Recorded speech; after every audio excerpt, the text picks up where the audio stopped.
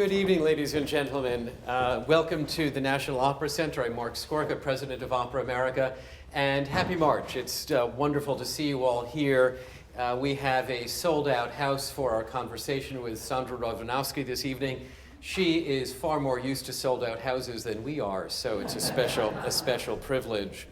I just want to say before we go on that Sondra has been suffering from a stomach bug that has gone around the Metropolitan Opera House, and she is a trooper, as we know, not only on stage singing very difficult music, but being here this evening for our conversation. So I really, really appreciate her presence tonight.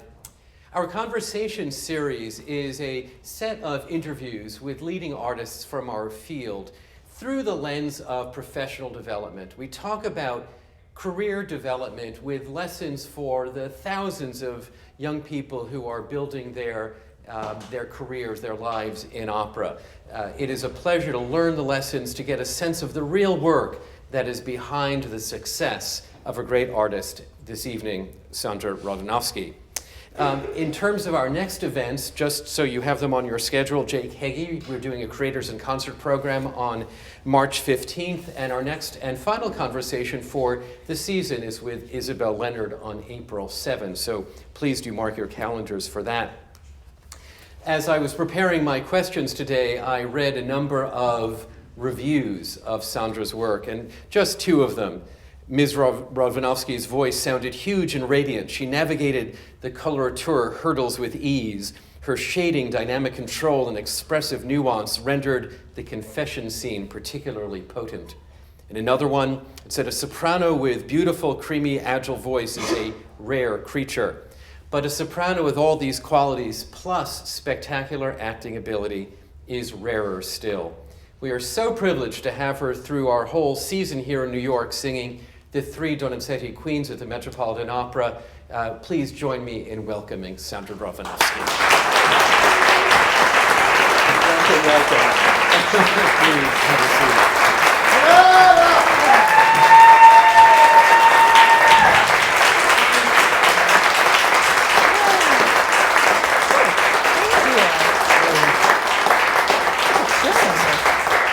Standing ovations. Wow. They happen so often for you. I'm sure they feel great every night that they happen. Oh, you know, it's. I'm gonna make sure I don't cover that up. It's pretty overwhelming sometimes. You know, you don't expect it, and you never plan for it to happen, and expect it to happen. But when it does, it's really special. No, in all of my interviews, I've never spoken with an artist about the adrenaline factor. And here you are, you go on night after night at the greatest opera houses in the world, and I guess you never get stale around that flow of adrenaline and the excitement of having the spotlights on.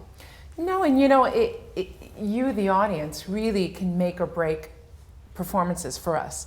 For instance, in the Stuarda run, we had some nights where the house wasn't completely full. It was snowing one night, and the performance just kind of goes, okay. But then when you get this amazing Saturday matinee, or the broadcaster, the HD audiences, it's just electric, and it really ups our performances to a whole nother level. So yeah, it's thrilling, and adrenaline is a wonderful thing. But when it wears off, it's really bad.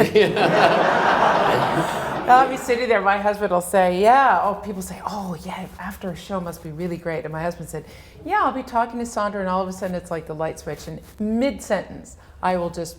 Yeah. It is a drug. It is a drug. Adrenaline is a drug. It's a great one. But the lesson is, if you want to have a really great performance, then make sure you bring enough friends to fill the house, so that way it's a sold-out house. True. And everything is better. So I always start my interviews with the question of who brought you to your first opera? I'm going to really throw you for a loop on this one. My first opera I was in. Wow. What was that, and where was that? It was Carmen. I was a smoke girl at the ripe age of 11. Yes. And child labor laws didn't prevent this. And it was in this lovely town called Richmond, Indiana, where I live. And yeah, at the Whitewater Opera. And that was my very first opera that I saw. Well, I think right around then I saw Tosca with Placido Domingo on TV. Because I know that that's an too. important story. But Yeah. and how did you happen to be a smoke girl in Carmen? How did that happen? The opera being such, Richmond, Indiana being such the hubbub town, you know, huge. The opera director and his wife were also the music director at our church. Uh-huh. And I was in the little kids choir and then the medium kids choir and then, you know. So they took my mom aside and said she has a talent, a God-given talent was the word. And we would really like her to pursue singing. And my mom said, well, yeah, that's what she wants. And I started taking voice lessons at 11. And so they all were kind of in cahoots and said, hey, why doesn't she try the children's chorus? You know? 11 is such a young age to really identify vocal talent. Yeah. You enjoyed singing and you Loved could it. hold the pitch. And Yeah, I harmonized with Karen Carpenter records when I was 5 years old, my mother said. Wow. I don't remember it. I remember singing along with Karen Carpenter, but yeah, harmonizing with her records, and it's a gift, and everybody has a God-given talent, and I just found mine out very early age. How fabulous. Yeah. Now, what's the Placido story? Oh. Placido, we were just flipping through TV, as you didn't back then because I'm old, flipping through the TV, and there's this thing, you know, with all the pomp and circumstance outside, and the music was beautiful, and I'm listening to it, and I said to my mom, what is that? She said, well, honey, that's opera. Oh, I like that. And, you know, then Placido singing, and I said, oh, I want to do that. At 11 years old. Wow. Did you have any doubt through junior or senior high school, or was it pretty clear from that point forward? There was a moment. I was also a flautist and a first chair all through high school, junior high school. Really loved it, but the passion for it really wasn't there. But when I went to college, I was studying privately flute lessons as well as voice lessons, and I flipped a coin. No joke. I honestly flipped a coin, and thank God it came out the way it did. Wow. And I do find that opera singers who have studied an instrument, especially something like flute, where you have to develop your breath, Exactly. the vibrato, Yeah. and phrasing, Yeah. that having an instrumental parallel track is very helpful to you as an artist. Yeah, and the flutes usually have the melody that, like the sopranos usually do. So, no, it was very helpful in the musical education that I got, and I still played when I was in college, but absolutely that was my emphasis, was vocal. And then you were extremely diplomatic in studying at both USC and UCLA. So that you There's a few others in there too. So that instead of picking or choosing, you just did both. Yeah, well, you know, the football games were always exciting. Which team do I, root for? And then CCM. So what was the sequence of your you had a God-given gift. Yes. And yet you followed a course of formal musical training. So what was that path? Well, CCM was actually, I went for 2 summers in their summer program and studied voice there. Actually voice 1 year and flute the other year. So, once again. Then we moved from the hubbub town of Richmond, Indiana to Southern California. My father was transferred, and I spent 2 years of high school there, studied privately. My mom knew that I had this gift, and she kind of looked around for a good voice teacher for me to study with.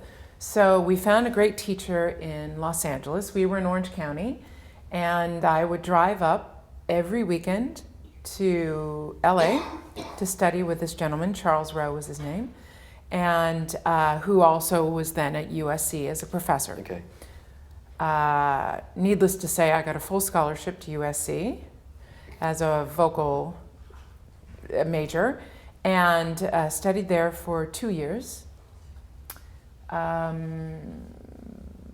circumstances happened, and I left USC, went and studied privately with Martial Senguer, and was a theater major at UCLA at the same time, because they would allow me to study voice and work in the voice department, but not be a voice major and not have to study with a teacher there, because I met Martial Senguer and we had a real great connection. So now my commute from Orange County to LA was Orange County to Santa Barbara. Right. And which was That's a long drive. like 3 hours. And he would send me home occasionally when I wasn't prepared. I would drive 3 hours up to Santa Barbara, and he would just say, Sondra, you know, you're going to learn a lesson today. You don't know your music, go home. Wow. Okay. So then so that was USC to UCLA. Then I went and studied at Chapman College in Orange County, and then I quit. I have no degree, no formal degree. I probably have enough hours and credits to have a degree, but I realized that I learned more out in the world. Yep. And, you know, some people, education in school, it's for them. I just... But you were on a path. I was. You were on a path, and I think the great successful people follow the path, not necessarily the normal one, but their own personal one. Yeah, and it was a very difficult decision. And, you know, a lot of young singers nowadays ask me, well, you have no degree. Yeah, but I still studied. I, and I probably was in 4 years of college, so I did get the musical education. Studied privately, was still studying voice privately, but that wasn't the route for me. And I was in the Young Artist Program at Opera Pacific when it was still around. Yeah. Still around at 21 years old. And because I saw in your bio that you sang your first sort of full-length opera at 21. Yes, but not there. Okay. Back in Richmond, Indiana. At Whitewater Opera. Whitewater Opera, yes. And I had to audition for it, and it was and Mimi. Mimi, okay. Mimi was my very first full-length opera. Yeah. Were you ready for it?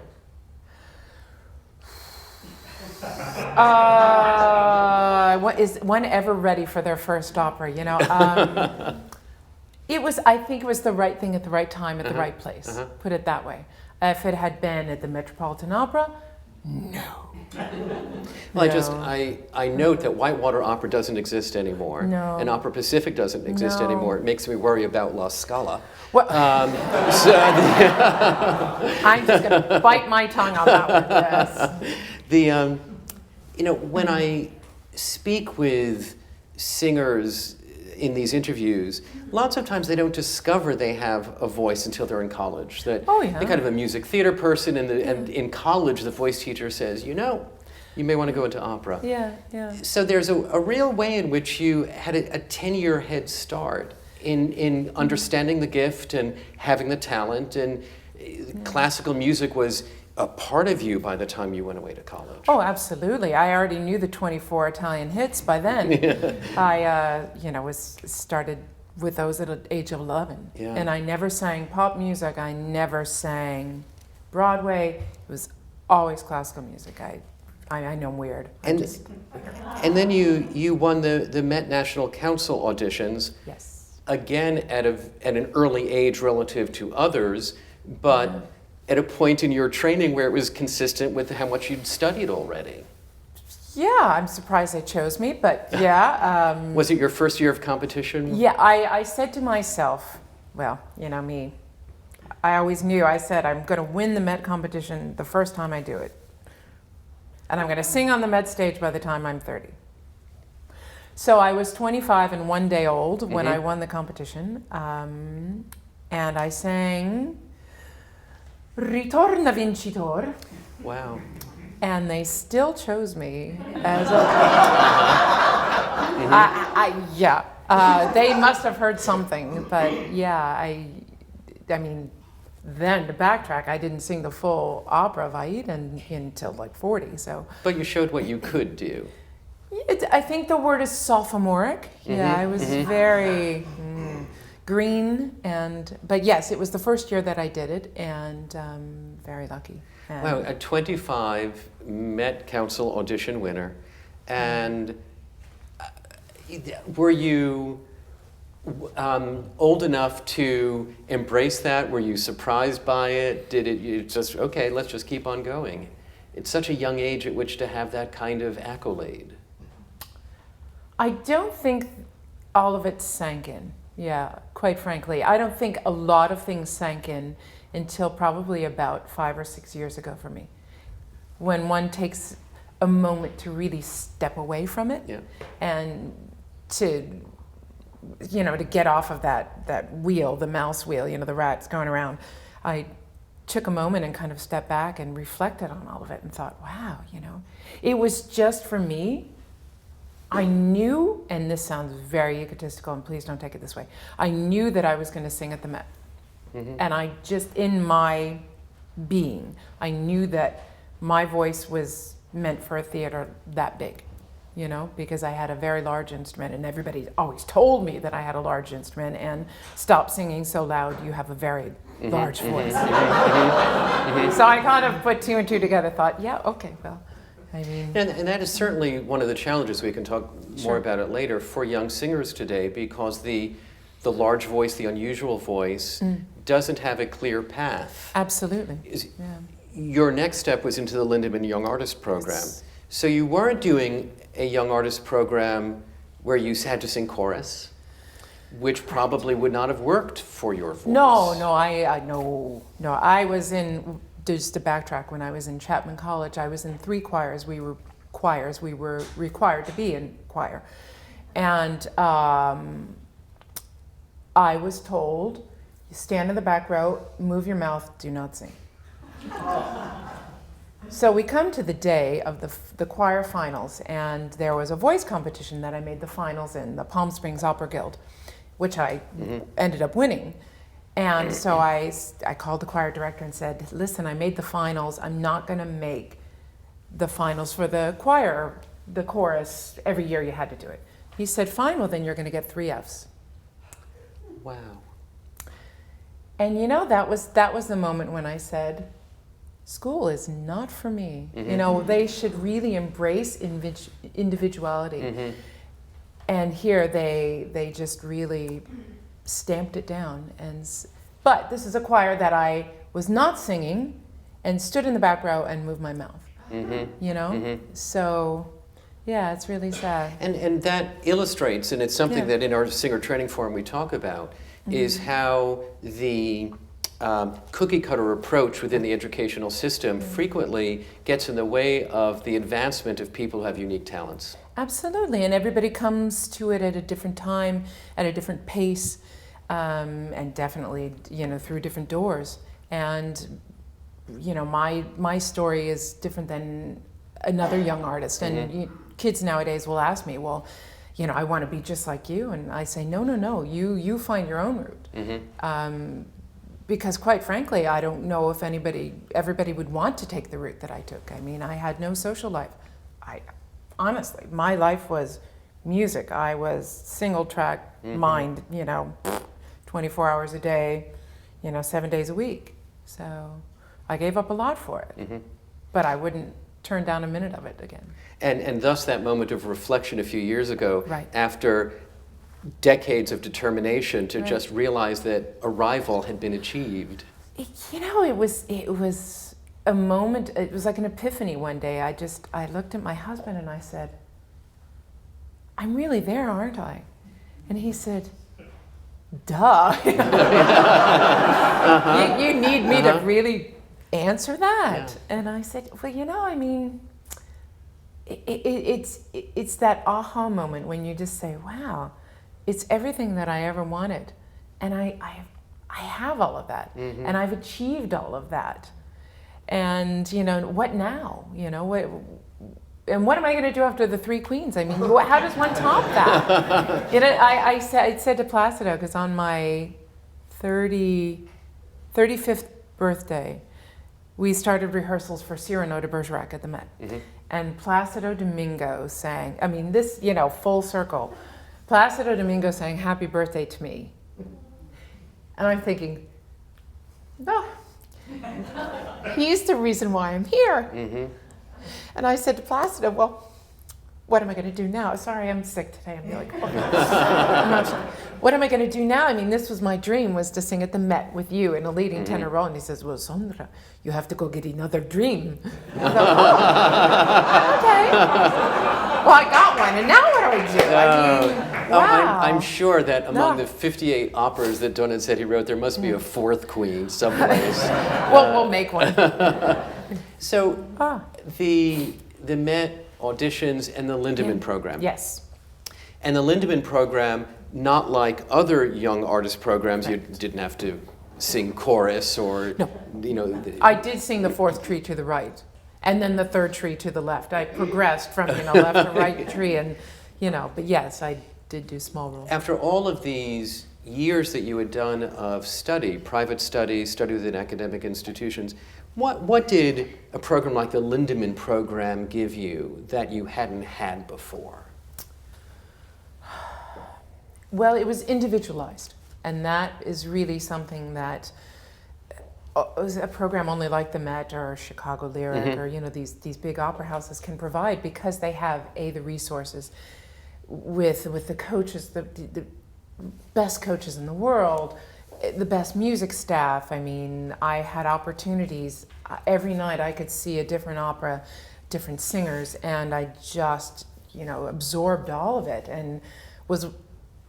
Some of the singers didn't go to operas. I went every night, not just to hear good singing, but to hear bad singing, because I'm sorry. You can learn from all of it. You learn from all of that, and how people, you become friends with them, and so-and-so is sick tonight. Okay, how do they manage the voice? Okay, let me hone in on that. Or some days I was working with my teacher on how to sing high and soft or high notes. Okay, how does this soprano approach that? And, you can't get that at a university. Because they're just not at the same level. And to have the language coaches and fight coordinators and the opportunity to watch the whole rehearsal process was, for me, invaluable. Yeah. Because I wasn't ready at 25 to go and sing Aida. So that I was fortunate in that I still did get stage time, because I'm a person that I found out really learns by just going and doing it. So I would go on stage and either fall completely on my rear end, but the next time I went and did it, I will learn from that. Okay, I cacked on that high note, but what am I going to do to do it differently? And it's really trial by fire. And I was so lucky doing Countess Soprano and Kate Pinkerton and the High Priestess. I think I hold the record for singing the most High Priestesses at the Met. But you're on stage, but you're off stage. And so each night you could try something a little different, and it's invaluable. I mean, no amount of money can replace that education. I'm fascinated by your repertoire. And these days there are so many singers I speak with who have this A to Z repertoire. They do Baroque opera and new opera, and they do bread and butter, repertoire. You have a real focus. I first knew you through wonderful trovatores in different houses. My travel schedule and your vocal schedule coincided, so I heard you do trovatore everywhere. Oh, yeah. And Puccini in the mix, and now bel canto, but it's very much a repertoire that is 1800 to 1900, round figures. Yes. Is there a benefit, do you think, to you artistically in having that kind of focus, that you know your repertoire? Yes and no, I guess. Yes, because I think, I go back to Martial Senguer, and I digress, but he says to me, I had a plane ticket to go audition at Juilliard. I had to, be in their young program. And because Martial Senguer hadn't taken me as a full-time student, he was old when I studied with him. And so I go and I have this voice lesson. He says, well, I have some good news and some bad news. I said, okay, well, let's have the good news. He said, you're going to be an opera singer. Yay, what's the bad news? You have no idea how much work it's going to be. And he said, if you're going to be a soprano that sings this, you have to be the very best at one thing, not okay in a lot of things. And I always had that in the back of my mind, even after he passed away, that do one thing really well. And then I have Morella Frani's voice in my head and Renato Scotto saying, sing what you love. The audience will know if you love it. They'll also know if you don't love it. And so these two voices are always in my head when I choose new roles, saying, do you really love this? And be the best that you can be at what you're doing. So I speak Italian. I don't speak German, you know? And I get this all the time. When are you going to start singing German music? I don't speak it. I love to listen to it. It doesn't touch my heart the same way Italian music does. So I'm missing out on a lot, you know, I'm sure, not singing some of this other stuff. But this is the music that speaks to me. And I think if you're going to do it 100%. You know? And we certainly can point to all of your great singer ancestors who had focused repertoires. They mastered what they did. So there's great pedigree in that. I've done a few. I mean, I did Susanna, and that was a lot of fun. But, you know, I've not really stepped out of that too much. And drawn so early as you were to Puccini and Verdi, which are two of your, you know, signature composers today. Your voice was built for it, but that music also spoke to you from that early time in your training? Oh yeah, I mean, I joke that Verdi comes and talks to me in the middle of the night, you know. He tells me, Sondra, don't do that, you know, or yeah, no, I was always attracted to it, and I go back to Marcel Singer. I was 17, 18 when I studied with him, and he was the first one who introduced me. He said, you're going to be a Verdi soprano, and I said, what's that? And, you know, it's 17. And he said, go buy a recording of Leontine Price singing Verdi arias. And that was it. Hooked. Yep. Hook, line, and sinker, learned Ave Maria. So a kind of perfect marriage between what your vocal talent was and what you were emotionally drawn to. Absolutely. And, you know, I'm very, very lucky. I say that all the great singers, I think that the singers that I admire are the singers that have the right voice for their passion. You know, they look the part, they feel the part. They're fortunate in that there's this marriage between the passion for what they sing and what their voice wants to sing. And those are two different things. So this coloratura stuff. When you're talking about Verdi and Puccini in your 20s, that is all enormously difficult, demanding music, but it doesn't have all of the coloratura. When did that creep into your system? Ooh, you know, I do things backwards. So, you know, I started with the Verdi and the Puccini. Because you think of the younger voice, having all of that agility, right? You know, it all started, I'm very open about it. I had vocal surgery in 2002.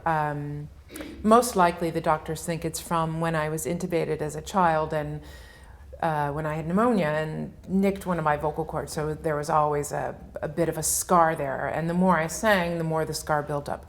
So had that removed in 2002, I learned how to sing with it. Then I had to learn how to sing without this impediment. And it changed my voice. It gave it more agility and flexibility. And that's really when we started to kind of think about all these lighter roles in a way, because it gave me more flexibility. It gave me this agility. And I remember Leonora Rosenberg, one of the artistic administrators at the Metropolitan Opera, gave me a cover and 2 performances of Louisa Miller at the Met. And I remember opening up that, is some of you who know the Louisa Miller, that first aria. And I remember opening up the score, because I didn't know Louisa And this Miller. is after 2002? This is after 2002, and I'm, you know, looking at the score going, oh no, there's too many black notes on that page. I can't do that. I've never done that. She said, oh yeah, you're gonna do it, and you're gonna do it really well. And it was a lot of work, I'm not gonna lie. Getting a larger instrument to get that, to be able to whittle it down, to be able to move it through that coloratura facility was something very new to me, very foreign, and there were a lot of tears and a lot of slamming of score saying, that's it, I'm done. I can't do this. I want to sing Tosca. And but God bless my coach, who I've known now for almost 21 years, Tony Manoli, persisted and said, no, Sondra, this is for you.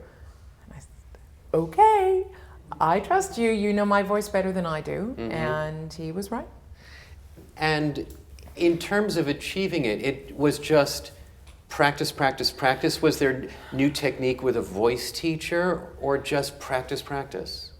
A little bit of both. At that time, I was still studying with Ruth Falcon, who was my teacher right from the very beginning. An important teacher for big voices. Yes, an important teacher, Deborah Voigt, Margaret Jane Ray, a lot of big voice sopranos. That was really her specialty. And also studying with my coach, Tony Manoli, and learning how to finesse, because that's really what it is with a larger instrument. Learning the delicacies and the intricacies and the filigree, and how to really make the voice do all of that, and trusting that. And that, for me, was the biggest hurdle, was trusting that when you're not singing at 120%, that it's enough to fill that opera house. Mm-hmm. And as I tell young singers when I work with them, singers learn either way or both ways, either by listening or by a physical sensation. And singers need to learn how they trust their technique, either by how it sounds to their ear, how it feels in their body. Mm-hmm. And once I learned how I trust that my voice is in the right place, it really helped me move forward quickly. Mm-hmm. So the Louisa Miller went well? For the most part, yeah. I think so. I think the audiences really liked it. It was a big breakthrough for me, put it that way, in that it was with Maestro Levine.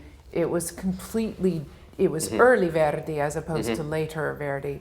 And I learned a lot, put it that way. Was it a huge success? We're singers. We're very critical of ourselves. Oh, for sure.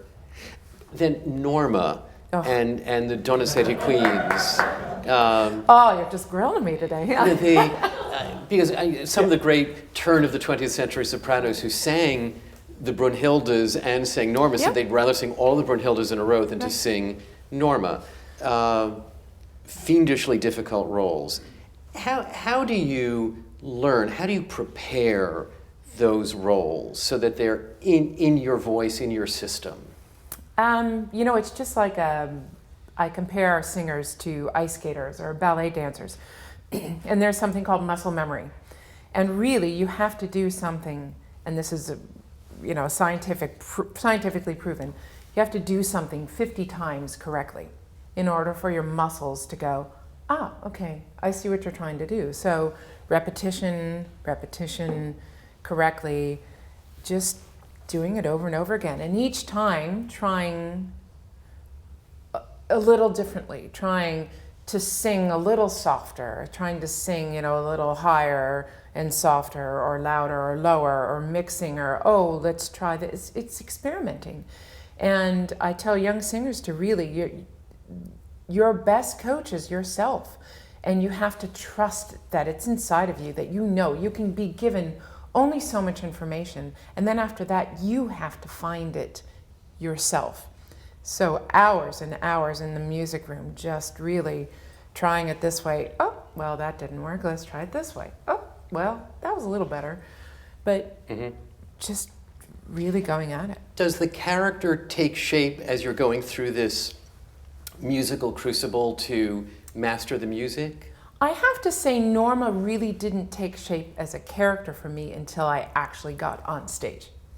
Vocally, it is a very dramatic role, but the first 2 times I sang it were in concert performances. So it was more just, dear God, can I get through this, without making a complete fool of myself. Honestly, that was I wanted to get from A to Z and just... But how smart to start it out in concert performances. Yeah, well, I have and had great managers, and have really, not just managers, but people that have helped shape my career. And, that just didn't pick up the phone and say, Sondra's free. She can sing Brunhilde this week and then Norma next week. You know, one has to think, as Maria Callas says, the voice is not an elevator, and you have to think about the projection and where, you know, how they all line up. So yes, I don't think that Norma really became a character for me until I was on stage and on my feet with it and had the little kids to play and interact with and people to interact with. So. And that's a role that each time I do it, I find more and more about her because she is so complex. And just like these three queens, I'm very fortunate in that I did all three of them at least once before I came and did them here because that would just be suicide if I didn't do it. Well, I'm going to switch the order of my question here. So, who had this crazy idea of doing all three queens in the same season? Did you say, Peter, I have this idea? Did he call you and say, Sondra, this may sound crazy, but what do you think? Where did the idea start? Well, some of you may know, I think it was originally planned as a project for Anna Netrebko. She said, no, I don't want to do all three. She just wanted to do the Anna Bolena. So I had lunch with Sarah Billinghurst, who's no longer at the Metropolitan Opera, and she said, we're just going to throw this out there. And this was probably 5-6 years ago now. And I had just done, like, my first bel canto. I did Lucrezia Borgia. I don't even think I'd done Norma yet. I had it on the schedule. She said, you know, crazy idea. We want you to do the three Donizetti queens. And I said, and they are? I mean, truly, that's how out of left field it came for me. I was singing Ballo and Tosca and Aida at that point. And so I said, you know, I'm going to have to get back to you. You know, you could be asking me to sing Brunhilde, and, you know, I just don't know. And so I took it to my coach and said, all right, what do you think? And I was given the option in the Stuarda of either singing Maria Stuarda or Elisabeth. And I decided on Maria, and I'm really glad that I did that. Yeah, and we looked at him, and we took a month or two, and, you know, kind of looked at him, sang through him, and I said, can I really do this? And I mean, not just do it, as I go back to Martial Sanger, voice in my head saying, if you're going to do it, be the very best at it. And I thought, you know, no one's ever done this before. And it didn't sink in when I said yes. It didn't sink in when I said yes to. You know, I just, sure, yeah, I'll do it. All three of them. And then, like about a year ago, when I was really starting to ramp up for doing all three of them here, I thought, holy cow, what did I just get myself into? You know, wow, I said yes to this. Okay. So, yeah, one by one I did them in different cities just to really get them under your belt. And thank God, yeah. I think a lot of singers today shy away from doing repertoire that inevitably compares them to great predecessors. Absolutely. But you just take it on. What is it like? How much do you think about your predecessors in some of these great roles? Do you listen for musical cues, for technical things? Do you put them aside and say, no, I'm just going to take this on myself? How do you wrestle with your heritage in that way? Well, I mean, singing Norma at the Metropolitan Opera, you know, walking out on stage, I think that was one of the scariest days of my life, thinking, okay, who stood on this stage and sang this role? You know, and you're under, especially with that role, you are under a microscope because you're always compared to, you know, Callas, Caballé, Sutherland, you know, and I thought, well, okay, you know, not everybody likes my voice, not everybody gets my voice, and I'm fine with that. I mean, Maria Callas the same way, but preparing for all of these, the three queens, you know, Norma, all of these monumental roles, of course one has to listen to their predecessors. They were one generation closer to the composer. So, you know, they probably had more information from the composer than our generation, or, you know, and so on and so on. And of course, you have to give them credit. Maria Callas, you know, the best Norma ever, in my opinion, you know, Sutherland, Caballé, all of them, Leila Genscher, all different. And so you have to listen and say, okay, well, Caballet's voice, how is it similar to mine? How is it different than mine?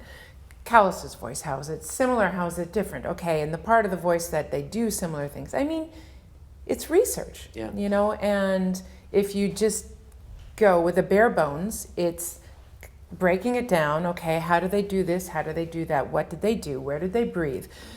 What was the characterization? What did they do? Okay, and then you take all that information and you put it up here and then you throw it all away.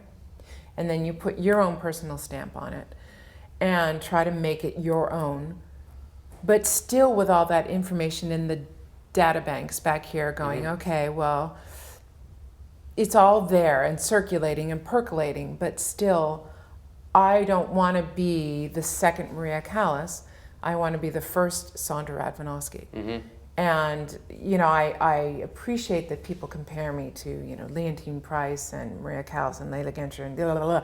I mean, at least they're not comparing me, to Joe Schmo. So, but still, I want to be me and put my own artistic interpretation in it. So, one of the things that we try to convey to young singers, that a commencement from university really is commencing. Yes. You haven't finished anything. Exactly. And at this point, do you still study with a voice teacher? Do you still check in with an actual voice teacher? All the time. Yeah, I was with my coach last night for 2 hours because today we had our Sitzprobe, our first orchestra rehearsal. Didn't go so well because I was slightly sick this morning. But yes, absolutely. I think, listen, we're human beings. Our emotions are our voice. It's not like I can pick up a violin and it's always the same, or play the piano, it's always the same. We have so many variables. I'm getting older, so the voice changes as we get older. I might be sick, I might have something going on in my life, my personal life. Absolutely, and especially with these roles, I have to have another set of ears that are constantly checking in and saying, okay, Sondra, well, especially this role, the Devereux, because she is angry all the time. And the costume is so heavy, and that's when bad habits start to creep in, is when you're compensating for something like a 50-pound costume that's 6 feet wide, or, you're tired and you're singing over fatigue, and that's when bad habits start. So I do not work with a voice teacher anymore. I just work with Tony, my coach. And yeah, he's the best set of ears in the world that I know. And as I said, he understands my voice better than I understand my voice, which is infuriating. But, he knows when I'm going to miss a note. He knows it before I do it. Like, how do you know that? So yes, constantly. Do you do master classes? Do you enjoy? How does that work? Do you enjoy it? I absolutely love it, and I teach privately as well when I have time. I think as I said, I had vocal surgery. I learned how to sing with an impediment. Then I had to learn how to sing without an impediment. So vocal technique really is my passion, and passing that on to the new generation of singers, I think, is imperative. I think so many young singers nowadays think, like you said, you get out of college and, okay, ready, I'm going to sing at the Metropolitan Opera. Doesn't happen like that, and you have to have a solid technique. And this is a society and a culture nowadays that, it's just quick use. We have disposable clothing and we have, disposable singers. And I really try to emphasize to singers that if you build a good foundation with a good technique, you'll be singing like, Placido Domingo is still now, because we have this foundation, this technique set up. And would you rather sing for a long time? The tortoise and the hare. Do you want to sing for a long time and take your time like the tortoise and go slowly, or be the hare? And listen, if you want to sing for 5 years and do really well for 5 years and then be done, that's an option. So I'm very passionate about it. I really am. Yes, it is difficult for young singers who are less gifted than you were with your instrument that those 25 to 30 years, when they're, those 5 years, they're out of the conservatory, the career hasn't really taken off. It's really hard in those years. Oh, I sympathize with them, and that's why I really want to try to pass this along. I was in their exact same place. I wanted to sing, at all the big opera houses, but I knew that if I did that too soon, A, I wasn't ready vocally, and B, I knew that it would have that short career. I would definitely be the hair, and I would be burnt out in 5 years. You have sung in all of the great houses. When we look at the list of London, Paris, Scala, Vienna, the Met, San Francisco, Chicago, I could go on. Is there a real difference between working in American houses and working in European houses? Is the level of professionalism the same across all of these great houses, or are there differences?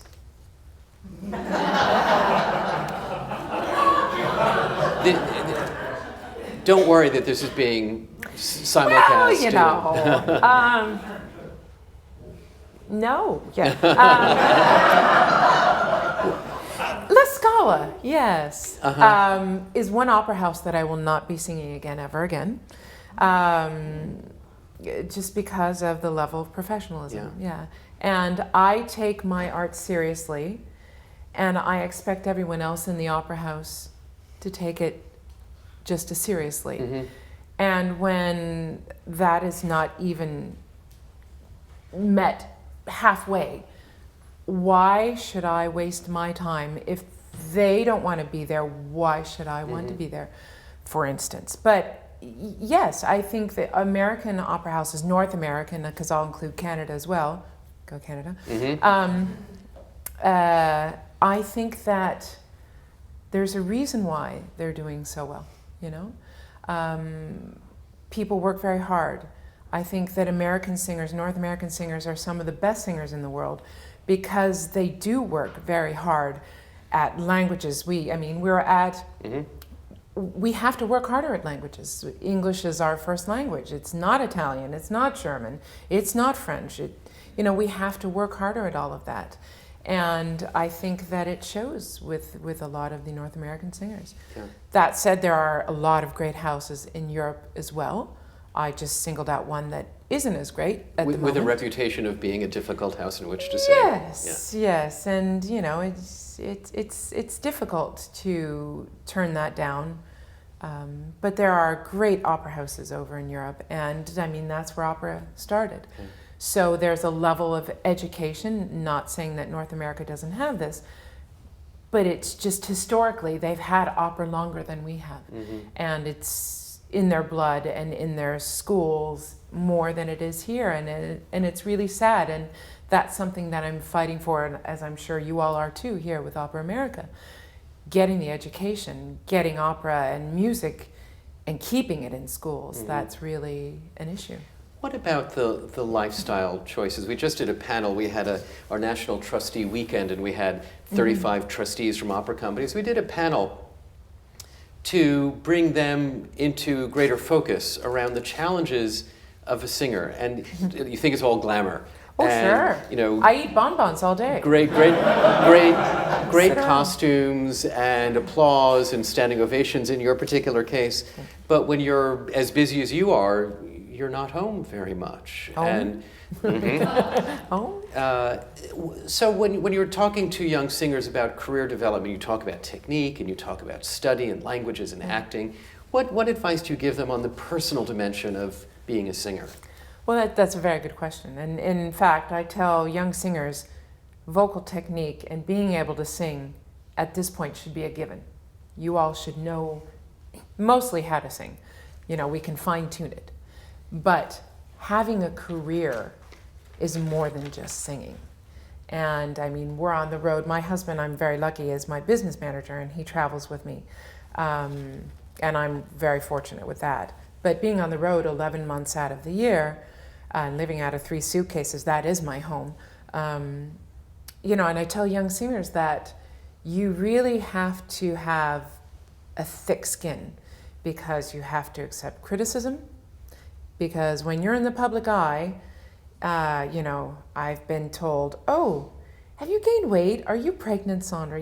Or, oh, she's not singing so well. Well, this must be the demise of her career. You know, she's, you know, end of her career. And you have to be able to just take that and throw it away. And I tell this to young singers all the time. You have to have the thick skin. You have to be very adaptable in that if a director asks you to stand on your head while you're singing your high C, you say, well, I'll try that. When you try it once and you try it twice, and the third time when you can't sing the high C standing on your head, you say, well, let's find, you know, another way. And you really have to learn so much more than just singing. And you have to be a psychiatrist, you know, to deal with some of the personalities in this business. And you have to learn diplomacy, and, you know, you have to learn I learned so much from watching Placido Domingo after a performance of, you know, some Wagner opera where he's been on stage all night and he has hundreds of people waiting, and he talks to every one of them. Every single one, shakes everyone's hand, and then goes to dinner afterwards, and then will show up at 10 o'clock the next morning for rehearsal. Never once does he complain. And I tell singers, you really, really have to love this, because it isn't sitting in a hotel room eating bonbons. It's a very lonely life. And you're not going to see your family for holidays and weddings and birthdays. Forget all of that. And you're going to lose a lot of friends, but you're going to find out who your friends are. Who your real too. friends are. Yeah. How do you catch your breath through all of this? How do you refresh yourself when the schedule is as busy as yours is? I'm still working on that. Yeah, it's difficult. I had a conference call with my manager just yesterday, the day before, and he said, listen, Sondra, if I could clone you 4 times over, we would have 4 of you that's completely booked. And you know, it's great. I think that for me, it's very important having a larger instrument, singing all of these very dramatic roles, to take a breather. And it's very important for me to step away from it. And this is something I only learned, as I said, just in the last few years, to really give you my voice, but also my body a rest. Because I want to do this for many more years. I don't want my voice to give out and have to stop doing this. And I think that that's very important, and not to burn out, and to take time and enjoy life too, and have that glass of wine, you know. Have you ever done a comedy? I was just sitting here thinking about your repertoire. Which is it? Oh, it was awful, and I will never, ever do it. Fledermaus. Okay. It was so bad. Even the Met management came up and said, well, you know, we don't always get it right. You know? Yeah, that was flop number 2. Flop number 1 was Michaela, and that was really just... Yeah. Poor Carmen every night, you know, I'm singing, should eat, and she's, don't hurt me. I thought, yeah. This frail little Michaela. It was like so held in Michaela, you know, we joked about it. So, not a good idea. But yeah, it's funny because in real life, I'm a very upbeat, I think, kind of happy person. But on stage, the more miserable I am, the better off I am. I enjoy being miserable on stage. I really do. Oh, yeah. Well, while you're enjoying being miserable, we are enjoying being inspired, enthralled, and charmed by all that you do. It is so good of you to be here.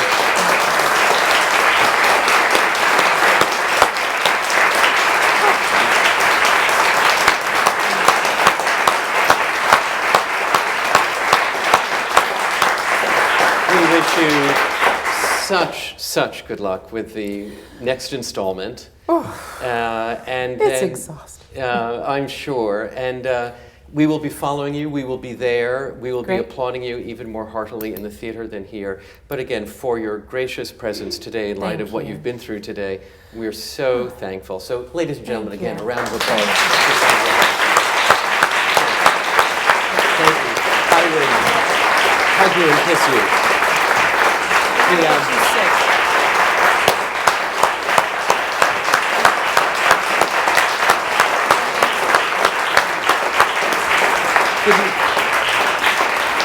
So, Sondra, of course, is not feeling well today, so I don't want to pressure her, but would you take a question or two? Absolutely, I'll take some questions. Oh my goodness gracious. Let's, right. Laura, if we could get the house lights up a little bit so I can see. We We'll need the start here in the microphone front. for How the about live stream. And why don't we go right there on the aisle? Please stand up, tell us your name. My name is Henry Strauss. It's on. My name is Henry Strauss, and you suggested this because it's not really in your pay grade. But I saw your Maria Stuarda 3 times. Thank you. And it's a very accessible opera, and you performed it amazingly, especially the Perugia part. But there were acres of empty seats in every performance, even the radio broadcast. So what should be done about that? Oh, how much time do you have? We don't have a lot of time. Yeah, that's a tough What should question. be done about it? Well, listen, the Metropolitan Opera is the largest opera house in the world. And that's a lot of seats to fill every night. And I know that people say, these opera houses over in Europe are full every night. Well, yeah, they're half the size. And there's a lot of things that can be done, and a lot of things I think that are being done and are going to be done. But I think it starts with education. Honestly, we have to start right at the very beginning. And if children aren't learning about music and opera, they're not going to come to see opera. It's this spiraling downwards. And I think that without funding for the arts and without education for the arts, we're going to see many more empty houses. So I'm doing everything I can to get the word out. I mean, interviews. There might be something on Jeopardy coming up soon. So I'll put it out there to keep watching Jeopardy in the next month. That's all I guess I'm allowed to say. But I feel, and listen, I more than anyone, all of us artists feel it. We're on stage and you look out and you can see empty seats. And there's a part of your heart that just sinks because you're working so very hard. We're all working as artists so very hard to make this great art. And to know that there could be more people there experiencing it. There's so many things that I could say, but I think that and Peter Gelb is definitely working on it, and all I can say is please come. Let's go over to this side. Questions on this side right here. Wait for the microphone, just so that way it's audible on the stream. Thank you. I would like to ask you, who was the first person who supported you in your career? My mother. Yeah, my mom and dad, but supported as in like vocally or? Like gave you the opportunity in life as a musician?